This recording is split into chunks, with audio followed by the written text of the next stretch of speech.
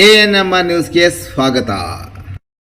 ಚಿಂತಾಮಣಿಯ ಹೆಸರಾಂತ ಡೆಕ್ಕನ್ ಆಸ್ಪತ್ರೆ. ನಮ್ಮಲ್ಲಿ ಜನರಲ್ ಮೆಡಿಸಿನ್, ಸಾಮಾನ್ಯ ಶಸ್ತ್ರಚಿಕಿತ್ಸೆ, ಅಡ್ವಾನ್ಸ್ ಲ್ಯಾಪ್ರೋಸ್ಕೋಪಿಕ್ ಶಸ್ತ್ರಚಿಕಿತ್ಸೆ, ಗ್ಯಾಸ್ಟ್ರೋಎಂಟರಾಲಜಿ, ಮೂಳೆ ಚಿಕಿತ್ಸೆ, ಪ್ರಸೂತಿ ಮತ್ತು ಸ್ತ್ರೀರೋಗ ಶಾಸ್ತ್ರ, ಮಕ್ಕಳ ಚಿಕಿತ್ಸೆ, ದಂತ ಚಿಕಿತ್ಸೆ, ಕಿವಿ, ಮೂಗು ಮತ್ತು ಗಂಟಲು, ಮೂತ್ರಶಾಸ್ತ್ರ ಚಿಕಿತ್ಸೆ, ನರವಿಜ್ಞಾನ, ನಾಳಿಯ ಮತ್ತು ಎಂಡೋವ್ಯಾಸ್ಕ್ಯುಲರ್, ನೆಫ್ರಾಲಜಿ, ಡಯಾಲಿಸಿಸ್, ಬೌಲ್ ಚಿಕಿತ್ಸೆ, ರೇಡಿಯಾಲಜಿ, ಎಂಡೋಸ್ಕೋಪಿ ಲಭ್ಯ.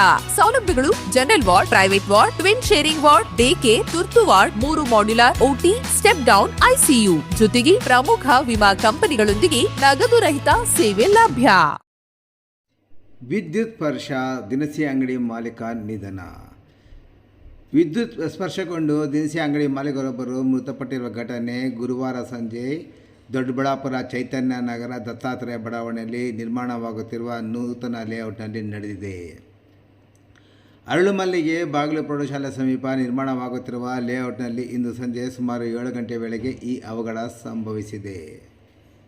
ದೇವರಾಜನಗರ ನಿವಾಸಿ ಹಾಗೂ ಅರಳುಮಲ್ಲಿಗೆ ಬಾಗಿಲು ಬಳಿ ದಿನಸಿ ಅಂಗಡಿ ನಡೆಸುತ್ತಿದ್ದ 35 ವರ್ಷದ ಸತೀಶ್ ಎಂಬುವರು ಮೃತಪಟ್ಟ ವ್ಯಕ್ತಿಯಾಗಿದ್ದಾರೆ.